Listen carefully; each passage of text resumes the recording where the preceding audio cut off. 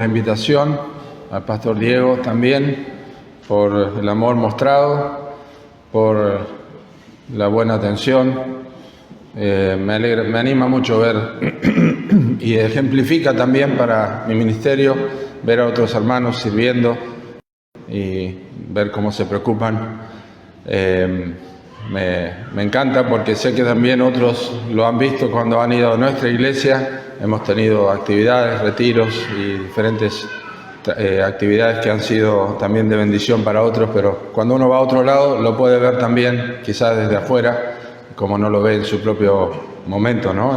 En su propia iglesia. Así que, pero gracias por la invitación y por el tiempo dedicado para esta conferencia con tanto amor y tanto cariño. Que el Señor bendiga su palabra.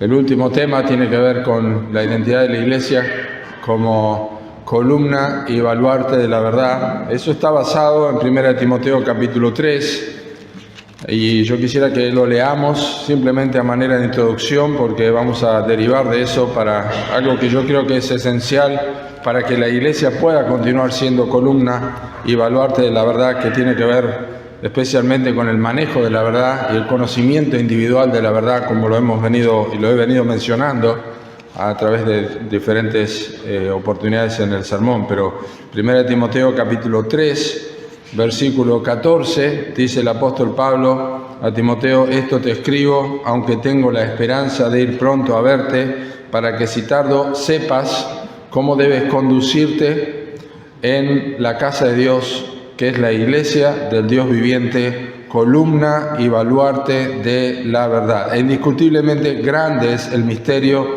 de la piedad. Dios fue manifestado en carne, justificado en el Espíritu, visto de los ángeles, predicado a los gentiles, creído en el mundo, recibido arriba en gloria. Que el Señor bendiga su palabra en nuestros corazones. Este texto fue escrito por Pablo, el apóstol, a un pastor, Timoteo, y es un texto que principalmente afecta a los pastores en cómo nosotros vemos y cómo dirigimos la congregación, o qué hacemos o qué dejamos de hacer en la congregación. Es un pasaje que tiene claramente un instructivo, y este instructivo tiene que ver con adquirir conocimiento. Por eso Pablo dice: para que sepas, que tenga entendimiento, que conozca, que entienda cómo debe conducirse, que es el resultado de lo que uno sabe, de la puesta en práctica de lo que uno ha aprendido.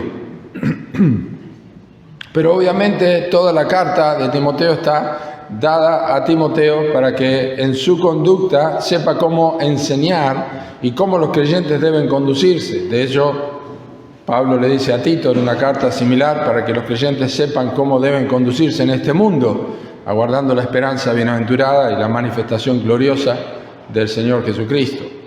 En definitiva, lo que estamos diciendo es que aquello que Timoteo tenía que enseñar y que tenía que ver con la verdad, tiene que ser algo que debe ser adquirido por los creyentes, para que los creyentes puedan, como casa de Dios, ser y permanecer como columna y baluarte de la verdad.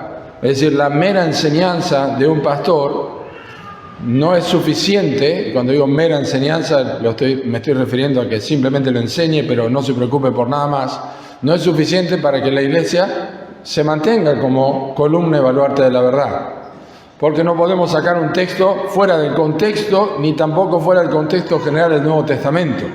Esto que Pablo enseña a Timoteo es algo que Timoteo debe enseñar, porque los pastores son dados a la iglesia como un don de Dios a la iglesia, para que los creyentes puedan hacer la obra del ministerio. Es decir, que como Timoteo, lo que Timoteo adquiría en conocimiento debía transmitirlo, pero los creyentes, cada uno en forma individual, debe conocer la verdad para poder ser efectivamente columna y baluarte. Es decir, un sostén y un fundamento, que es lo que significa el pasaje de la casa de Dios, que es la iglesia del Dios viviente. Entonces, es una exhortación al pastor, pero no es una exhortación únicamente al pastor, es una exhortación indirecta a la iglesia, para que la iglesia pueda vivir como lo que realmente es, lo que sostiene con la verdad como columna y baluarte la verdad de Dios.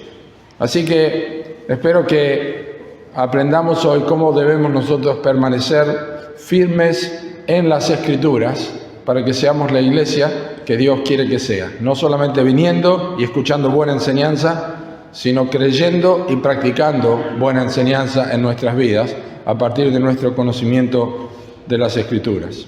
Hay un texto muy sencillo que yo quiero simplemente mencionarles, que me anima porque es muy simple lo que dice, pero muy importante. El apóstol Pablo, en su viaje a Roma, su viaje final a Roma, estaba en medio de una tormenta, en un naufragio, en una circunstancia absolutamente desesperante junto con las otras personas que estaban allí.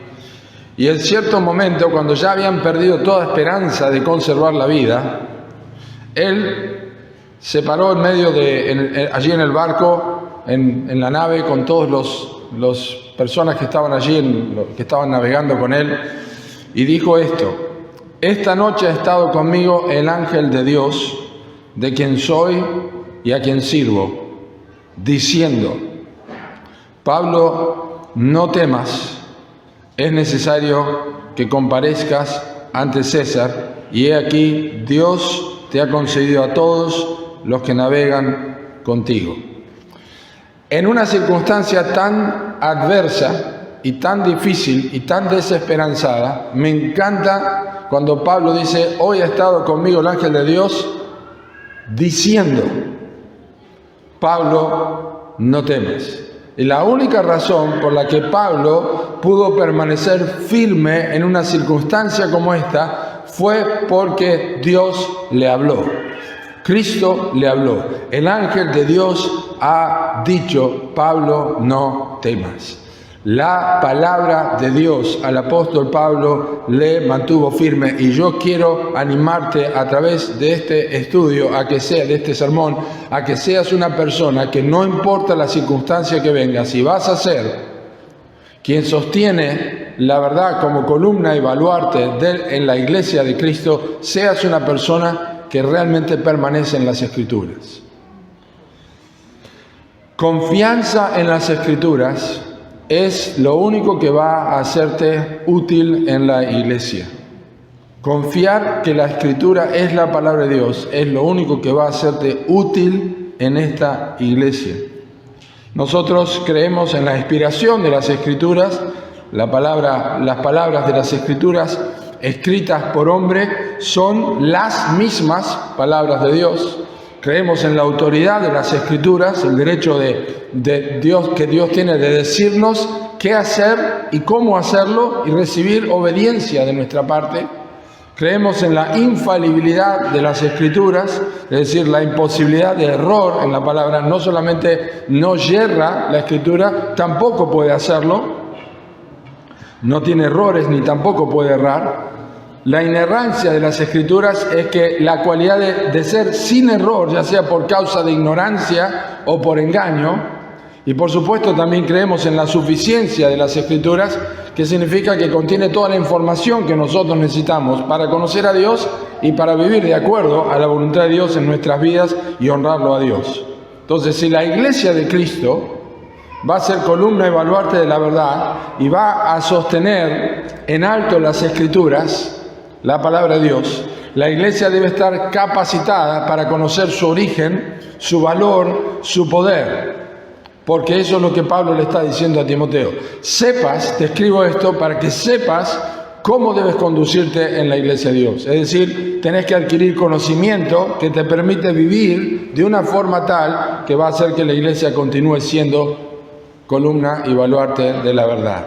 Y como dije anteriormente, todo, o ayer, no recuerdo ya, desde Génesis a Apocalipsis, todo tiene que ver con la voz de Dios. Todo tiene que ver con la voz de Dios. Pero como la iglesia está compuesta por individuos, y no solamente por el pastor que está enseñando la palabra, la iglesia está compuesta por individuos, cada uno individualmente debe conocer la Escritura, y tu crecimiento espiritual es proporcionalmente directo, y tu capacidad de ser bendición para la iglesia es proporcionalmente directo al conocimiento y la práctica que tenés de las Escrituras en tu vida. Y eso comienza, por supuesto, con la lectura de la palabra de Dios. Pablo dijo: que la palabra de Dios tiene que morar en abundancia en nuestras vidas. La palabra de Cristo mora en abundancia en vosotros, enseñándoos y exhortándoos. Quiero que abran sus Biblias conmigo ahora para ver una imagen que lo dice todo, que es el Salmo 1. Salmo 1. Es un salmo precioso, solamente los primeros 3 versículos para considerar, pero el Salmo 1 es un salmo que probablemente muchos de ustedes han memorizado. Dice así, versículos 1 al 3. Vamos a leerlo. Bienaventurado el varón que no anduvo en consejo de malos, ni estuvo en camino de pecadores, ni en silla de escarnecedores se ha sentado, sino que en la ley de Jehová está su delicia, y en su ley medita de día y de noche. Será como árbol plantado junto a corrientes de aguas, que da su fruto a su tiempo, y su hoja no cae, y todo lo que hace prosperará. Esta descripción que está aquí, estoy seguro que es la descripción que Timoteo quisiera dar como pastor a la iglesia de Éfeso, para que ella sea columna y baluarte de la verdad. Necesita que cada creyente sea un calco de Salmo 1, 1 al 3. Me gusta mucho la imagen del Salmo 1 porque ilustra perfectamente lo que estamos tratando en este sermón que tiene que ver con permanecer en las Escrituras. Si pudieran ir alguna vez a Villa Regina y pudieran ir al balneario del Río Negro en Villa Regina, hay un sauce allí, si voy a ver si puedo alguna vez mandar una foto o algo, pero hay un sauce en ese lugar, en el río, que no hay creyente que no vea ese árbol y no piense en Salmo 1.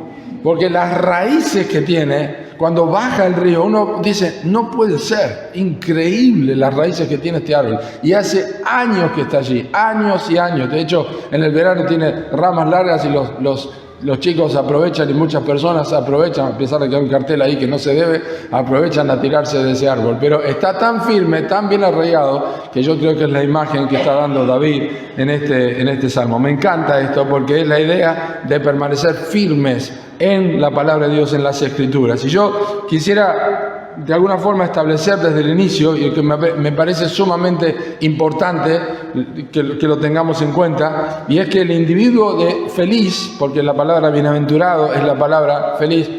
Disculpen que tengo las manos en el bolsillo, pero no me hago el canchero. Es que yo sufro de frío en las manos y en los pies, y ahora tengo las manos heladas. Entonces me meto las manos en el bolsillo. El individuo feliz del Salmo 1, lo que está enseñando es que este hombre o esta mujer evita una vida exterior pecaminosa porque tiene una vida interior caracterizada por la mente saturada de la palabra de Dios. Voy a repetir otra vez. El individuo feliz del Salmo 1 es alguien que evita una vida exterior pecaminosa porque tiene una vida interior caracterizada por una mente saturada de la palabra de Dios. Es decir, es causa-efecto. No es alguien que está diciendo, como yo voy a la iglesia, no puedo juntarme con estas personas.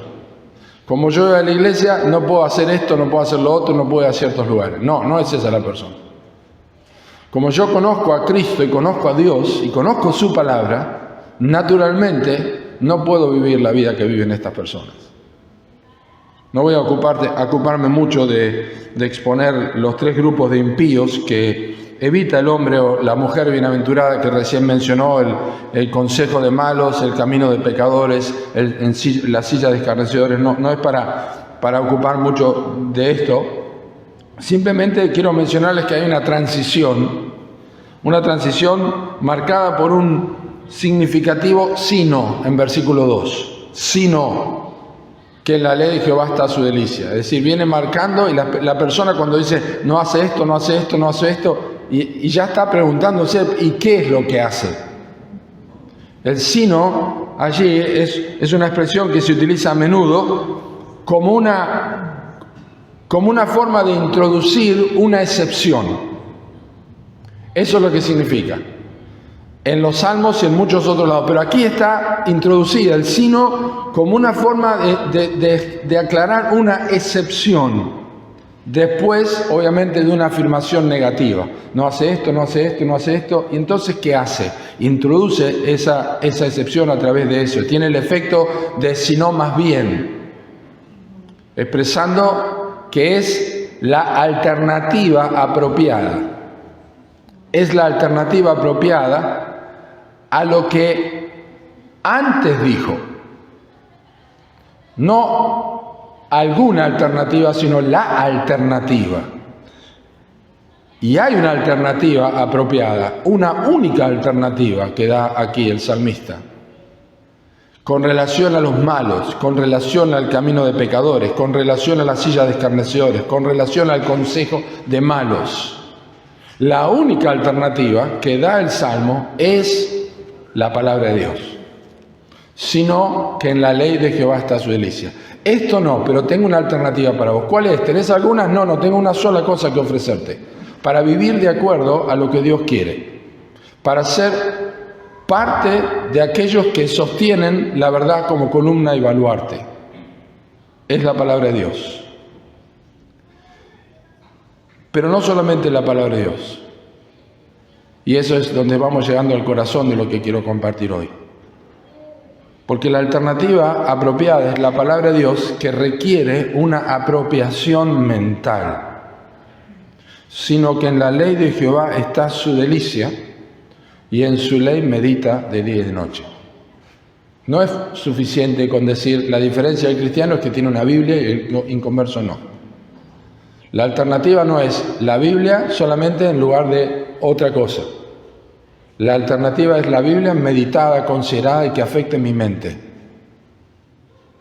El Salmo afirma, el Salmo 1, en su contexto quiero decir esto, el Salmo 1 afirma que la forma en que uno responde a la revelación de Dios, desencadenada por la lectura de los Salmos, determina el destino final de la persona. ¿Se han puesto a pensar en eso? Observen lo que dice después. No así los malos, más adelante, que son como el tamo que arrebata el viento. Y termina diciendo que la senda de los malos perecerá.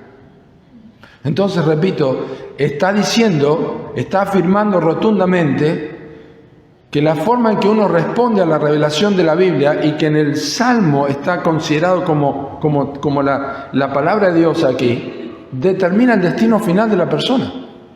Es el primer Salmo del libro, es el primer capítulo del libro más largo de la Biblia y está dando una introducción a todo. Está diciendo, miren, si ustedes no hacen caso a la palabra de Dios, se pierden. Se pierden, son como el tamo, perecerán. Entonces la palabra de Dios es la sombrilla de la cual vienen todas las cosas que nosotros defendemos y que hemos hablado y todo lo que se ha hablado en esta conferencia. Pero si no hay una apropiación mental de esto, difícilmente vamos a hacer incluso lo que predicó el pastor ayer. ¿Cómo vamos a contender y derribar argumentos que se levantan contra el conocimiento? Tiene que ver con la mente. El pastor lo dijo ayer, tiene que ver con la mente. El hombre del Salmo 1 ganó una batalla en su mente por la gracia de Dios. Y esta victoria ha colocado las Escrituras, que es la voz de Dios, otra vez en el lugar correcto en su vida. Podríamos ir a través de cientos de textos de las Escrituras para enfocarnos en cómo Dios exalta su palabra y destaca el valor de la palabra de Dios en la vida del hombre.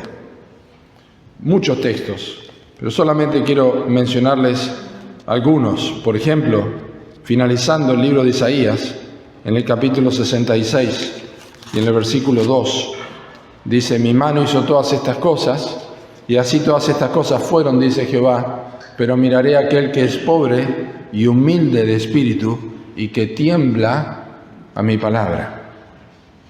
Job capítulo 23, versículo 10 dice, guardé las palabras de su boca más que mi comida.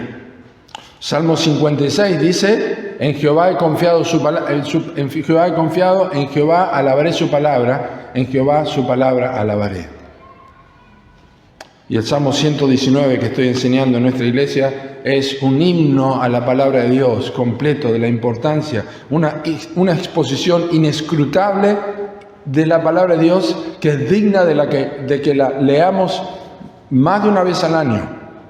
si realmente amamos las Escrituras y creemos que la iglesia es columna y baluarte de la verdad, y yo soy parte de la congregación, pero mi mente tiene que ver, mi mente tiene que ser afectada, la palabra de Dios tiene que afectar mi mente, tiene que afectar mi vida. En pocas palabras, es una batalla por la mente. Y esta es una batalla que comenzó en Génesis capítulo 3, y necesitamos recordar estas verdades para ver desde otra forma, desde otro ángulo, cómo afecta el pecado y cómo afecta la vida de la iglesia el pecado con relación a las Escrituras. Satanás sabía muy bien dónde comenzar su batalla contra Dios, y comenzó con la mente, con que Dios os ha dicho. Pensá un poquito en lo que está diciendo, con que Dios os ha dicho no comáis de todo árbol del huerto. Pensá lo que escuchaste. Lo que Dios te dijo algo y escuchaste algo. Eso que escuchaste no está bien. Pensá lo que te estoy diciendo. Trabajó en la mente. Dice un autor, ¿quién podría imaginar que el cerebro humano, que tiene casi 1,5 kilos, compuesto por 100.000 millones de neuronas y que maneja 10.000 pensamientos diarios, regula más de 103.000 latidos del corazón cada 24 horas, coordina más de 23.000 respiraciones al día y controla más de 600 músculos, también desempeñaría un papel tan central en determinar la naturaleza y el valor de nuestras vidas? Pero es así. Y la similitud de lo que ocurrió en Génesis capítulo 3 con Eva, con lo que pasa con el hombre del Salmo 1, es increíble. Porque Eva anduvo en el consejo de malo, Eva estuvo en el camino de pecadores y finalmente se sentó en la silla de los escarnecedores. Tomó el lugar que Satanás quería que tomara. Los verbos usados en Salmo 1 indican que hay una progresión hacia una vida vinculada, los verbos utilizados en Salmo 1 indican una progresión hacia una vida vinculada con Dios o con lo opuesto a Dios, los verbos de versículos 1 y 2. Andar, estar, sentarse. Andar, estar, sentarse. Comienza con cercanía, sigue con la detención y finalmente reside permanentemente junto a los malvados, sugiriendo un descenso gradual hacia el mal. Exactamente lo que hizo Eva, como lo sabemos en Génesis 3. Miró, codició, tomó, comió, fue en descenso. Finalmente tomó el lugar que nosotros conocemos y que nos ha afectado a todos nosotros hoy. Es exactamente lo que hizo Eva. Y es exactamente la forma en que Pablo describe la condición del hombre en Romanos capítulo 1, versículo 25, cuando dice que cambiaron la verdad de Dios por la mentira. Cambiaron la verdad de Dios por la mentira. Romanos 1 es impresionante y Romanos 1 comienza explicando cómo el hombre ha sido afectado por el pecado, principalmente porque su mente ha sido afectada. Tienen el entendimiento entenebrecido. A partir de esto, a partir de la realidad de que Satanás afectó la mente del hombre con el pecado y le apartó de la palabra de Dios, algo que, como vuelvo a repetir, es algo que recupera el hombre del Salmo 1, pero a partir de ese momento, la Biblia, el Nuevo Testamento, utiliza la mente para hablar de la mente afectada por el pecado de diferentes maneras. Habla de una mente reprobada en Romanos 1:28. Habla de una mente embotada en 2 Corintios 3:14. Habla de una mente cegada en 2 Corintios 4:4.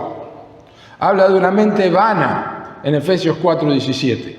Habla de una mente entenebrecida en Efesios 4:18. Habla de una mente hostil, enemiga de Dios en Colosenses 1:21. Habla de una mente carnal en Colosenses 1:28. Y habla de una mente corrupta en 1 Timoteo 6 y en Tito capítulo 1. La mente ha sido afectada por el pecado. Y el hombre de Salmo 1 es un hombre que tiene su mente renovada y medita. Y es la alternativa a una vida de perdición. Es decir, que la batalla en la mente de este hombre ha sido ganada, la batalla en la mente de este hombre ha sido ganada por la palabra de Dios y por la redención. Entonces, la redención de la mente es importante para devolverla a Salmo 1. Y al volver a Salmo 1, nosotros llegamos a ser individuos que como iglesia podemos sostener la verdad como columna y baluarte. de la casa de Dios. Ese es el razonamiento que quiero compartir con ustedes. Para mí es súper fundamental. Dice la Biblia en 2 Corintios capítulo 4, versículo 3. Si nuestro evangelio está aún encubierto entre los que se pierden, está encubierto. Fíjense cómo el evangelio redime la mente. En los cuales el Dios de este siglo cegó el entendimiento de los incrédulos, para que no les resplandezca la luz del evangelio de la gloria de Cristo, el cual es la imagen de Dios. Porque Dios, que mandó que de las tinieblas resplandeciese la luz, es el que resplandeció en nuestros corazones para iluminación del conocimiento de la gloria de Dios en la faz de Jesucristo. Es la redención de Cristo, afecta principalmente nuestra mente. El evangelio tiene que ser entendido. Jesucristo habla en la parábola de la semilla, dice, en aquellos en que reciben la palabra pero no la entienden. El entendimiento es iluminado por Dios, el evangelio no es complicado, se entiende perfectamente, uno puede leer con palabras en cualquier idioma y lo va a entender, está comunicado en términos de lenguaje humano, pero el entendimiento tiene que ser abierto por el Espíritu Santo. Y esto es lo que hace la redención. 2 Corintios 3, 5, 17 dice, si alguno está en Cristo, nueva criatura es, las cosas viejas pasaron y aquí todas son hechas nuevas. Y todo esto proviene de Dios. Y 1 Juan 5, 18 dice, el Hijo de Dios ha venido y nos ha dado entendimiento para conocer al verdadero. Es entendimiento de parte de Dios. Y es la razón por la que Pablo, en 2 Corintios capítulo 11, versículo 3, cuando está exhortando a la iglesia de Corinto, dice, temo que como la serpiente con su astucia engañó a Eva, vuestros sentidos sean de alguna manera extraviados de la verdad. Él usa Génesis capítulo 3 para indicar, en este caso a los corintios, a una iglesia, para indicarles a ellos que perdieron la fidelidad y la devoción a Cristo, y utiliza a Eva porque está relacionando que cuando uno pierde la capacidad de tener entendimiento de las Escrituras, cuando su mente es afectada porque descuida vivir como Salmo 1, su fidelidad a Cristo, y aquí está hablando la iglesia, no está hablando a un individuo, está hablando la iglesia, su fidelidad a Cristo es aceptada, es alterada y afectada.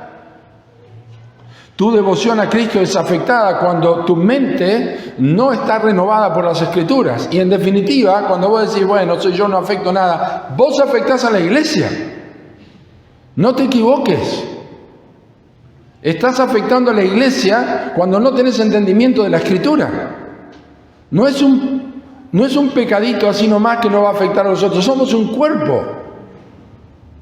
La batalla por la mente es una batalla para que la palabra de Dios ocupe el lugar que Dios le diseñó a la palabra de Dios, y que Satanás se preocupó en quitarla de la vida de Eva, y ahora solamente la redención puede traer esto. Pero como tenemos el pecado remanente en nuestras vidas y batallamos en esta vida y tenemos que derribar argumentos y tenemos que renovarnos en el espíritu de nuestra mente, necesitamos el elemento físico para poder introducirlo en nuestra vida a través de la palabra de Dios, con los ojos que Dios nos ha dado. Por eso el salmista dice en Salmo 119, literalmente, ríos de agua descienden de mis ojos porque no guardan tu ley.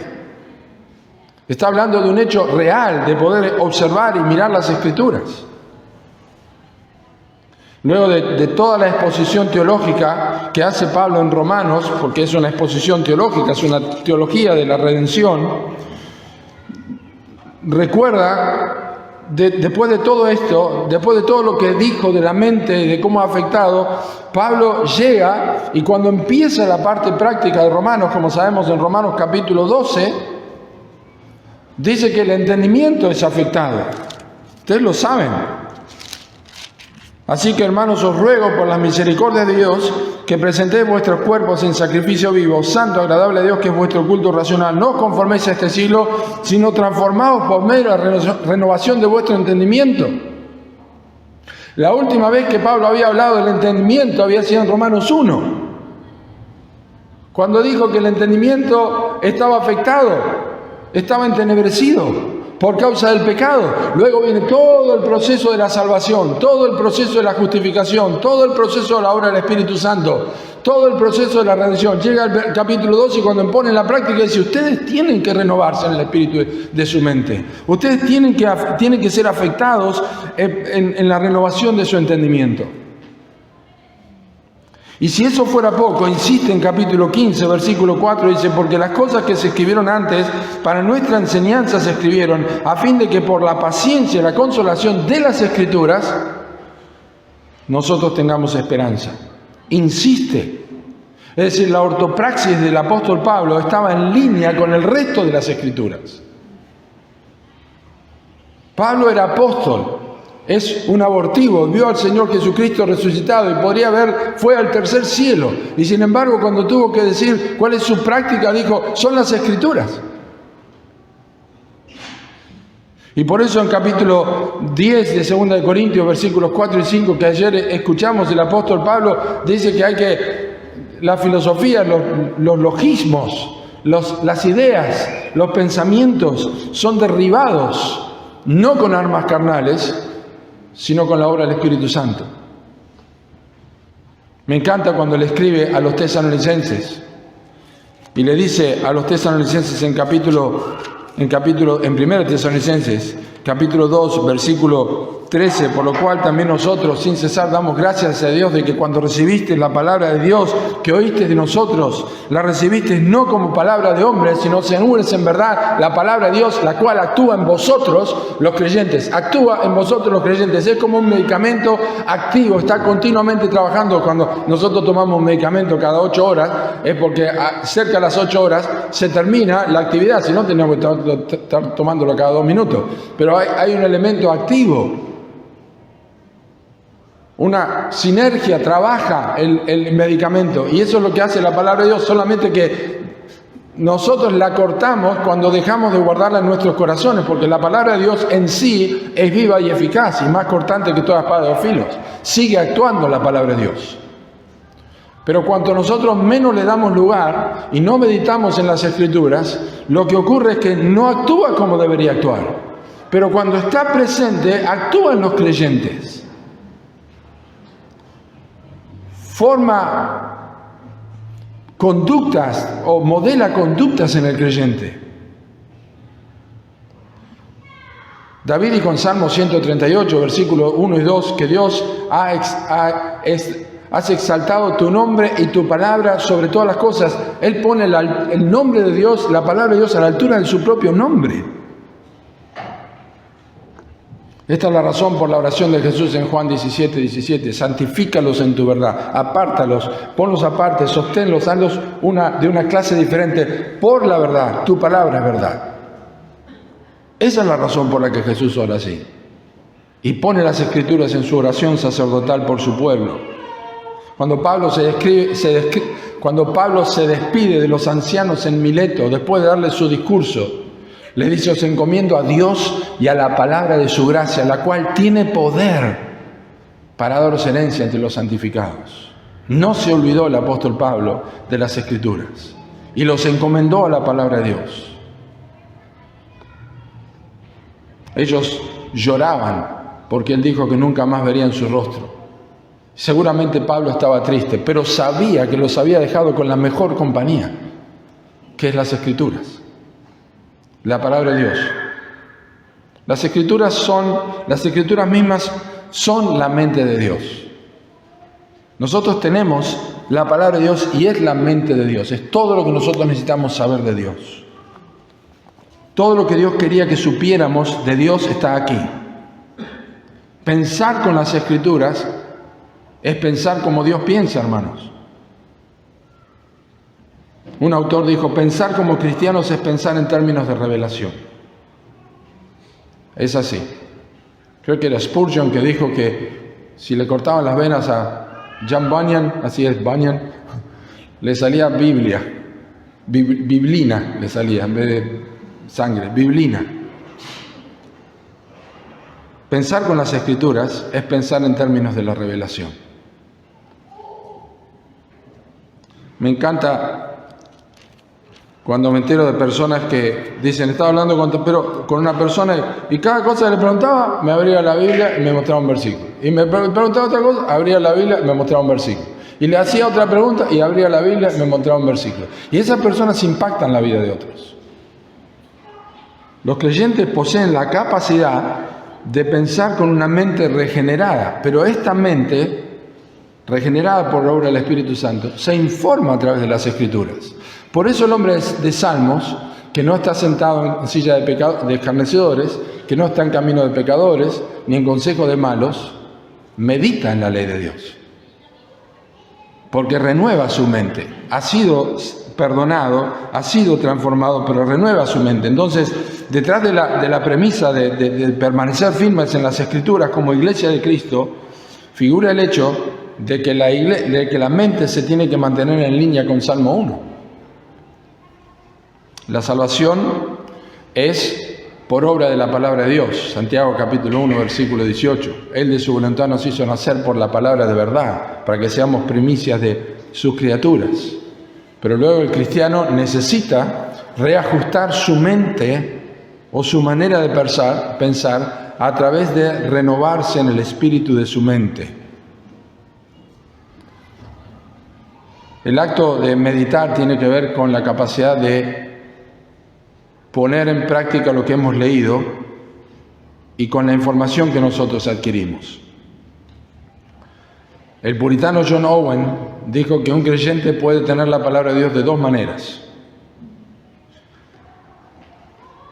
La puede considerar su vida como la casa o como un hotel. En un hotel las personas van y vienen. Están allí, duermen, comen y están unos días y quizá varios días, pero finalmente se van. Pero en un hogar, las personas viven, comen, duermen y están viviendo toda su vida ahí. Para algunos, la palabra de Dios, para algunos, la mente de algunos creyentes es un hotel para la palabra de Dios. Pero para que la iglesia sea columna y baluarte de la verdad, tu vida debe ser una casa para la palabra de Dios. Tu vida debe ser un hogar para la palabra de Dios. La palabra de Cristo more en abundancia. Por eso el Salmo 1 dice que medita de día y de noche. Y no es que está todo el tiempo con la Biblia abierta durante todo el día y toda la noche, pues tu vida está... O sos una casa para tu Biblia que tenés en este momento en tu falda o en tu celular. ¿Cómo se siente en tu vida? ¿Sos un hotel o sos una casa? Porque la respuesta que te da, a eso, va a responder automáticamente de los que están siendo columna y baluarte de esta iglesia o van a ser columna y baluarte de esta iglesia. O vas a quedar relegado. Pero no lo hagas por el pastor ni lo hagas porque otros lo vean. Hacelo porque el hombre del Salmo 1 es alguien que ama a Dios. Sabemos, porque la Escritura dice, el que me ama, mi palabra guardará. Y el que no ama al Señor Jesucristo es anatema, o sea que no hay forma de escaparse de esto. Oh, cuánto amo yo tu ley, dijo el salmista, todo el día es ella mi meditación.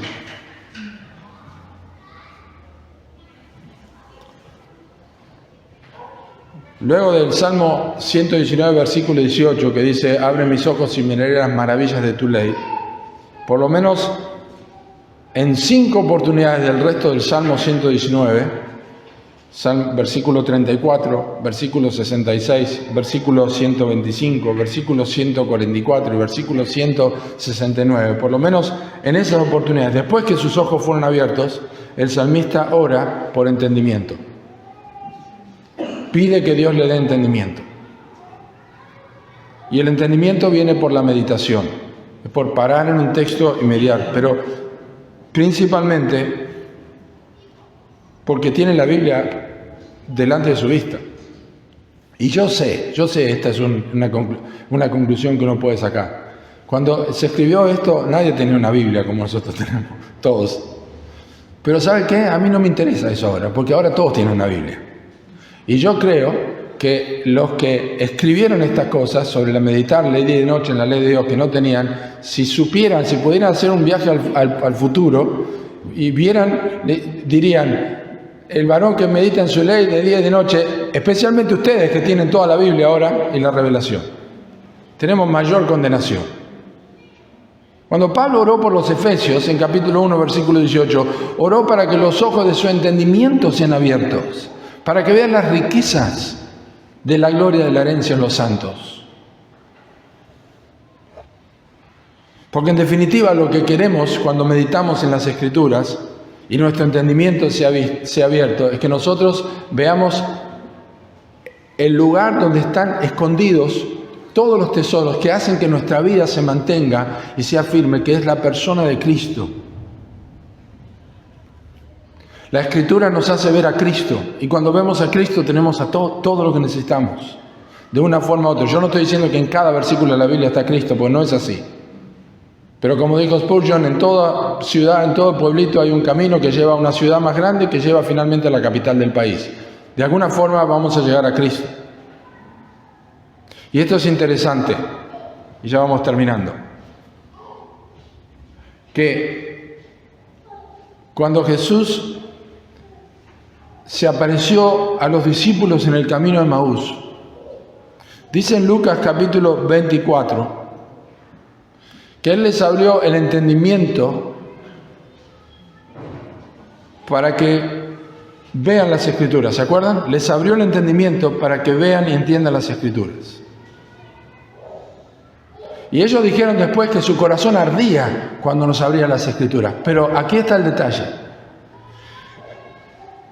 Que las Escrituras, de las cuales Cristo les abre el entendimiento a ellos, dice claramente que Él les mostró desde Moisés por los profetas y los salmos lo que de Él decían.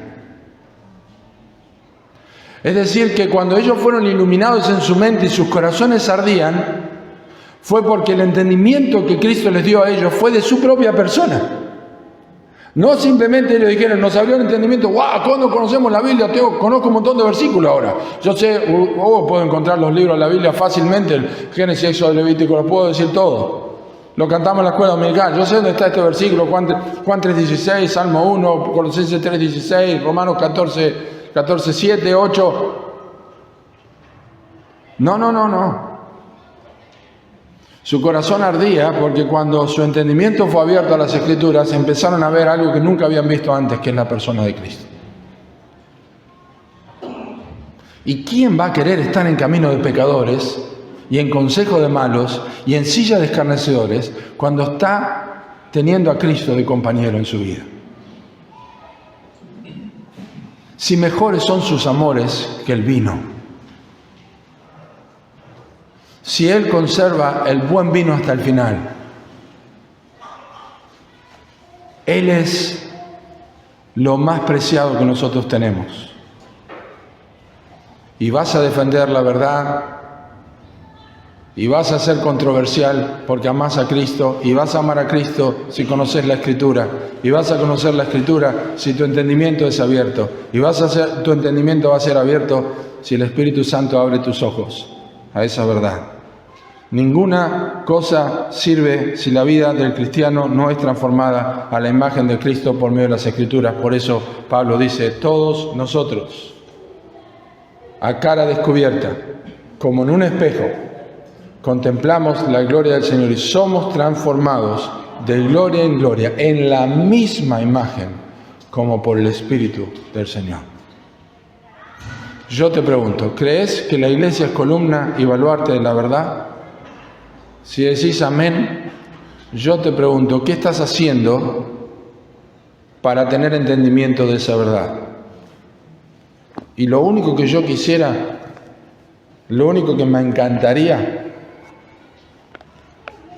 en forma práctica, es que de aquí a un año, si yo le preguntara al pastor, él me diría, ¿sabés que desde que viniste a la conferencia, la gente empezó a leer la Biblia y terminó la Biblia en un año? Pues la Biblia hay que leerla todos los días. No sé por qué no se lee la Biblia todos los días. No sé por qué la gente piensa que no tiene que leer la Biblia todos los días. Es lo más precioso que tenemos. Y yo no te estoy diciendo que te leas 40 capítulos, pero lee la Biblia todos los días. Y si podés leerla de punta a punta, mejor. Para mí que es lo mejor. Porque ese es el compás que se abre y es gota a gota, y es exactamente como el pastor Diego siempre dice, que también lo escucho de otro, es un día a la vez. Es un día a la vez. Y dentro de un año vas a ver, me encanta, ¿saben qué? Me encanta esto, yo soy por las ramas, ya me fui para otro tema, pero mi esposa dice lo mismo, soy que tiene la capacidad de hablar de un montón de temas al mismo tiempo. Pero vas a ver que está predicando el pastor un día y vas a decir, yo leí eso de Roboam. Ahora entiendo, no sabía ni quién era Roboam. Resulta que era el hijo de Salomón y que se mandó la macana. Es hermoso ver cuando lo leí. Un hermano me dijo el otro día, me dijo, pastor, hoy terminé el libro de Ruth. Qué precioso el libro de Ruth. Y uno dice, wow, nunca lo había leído.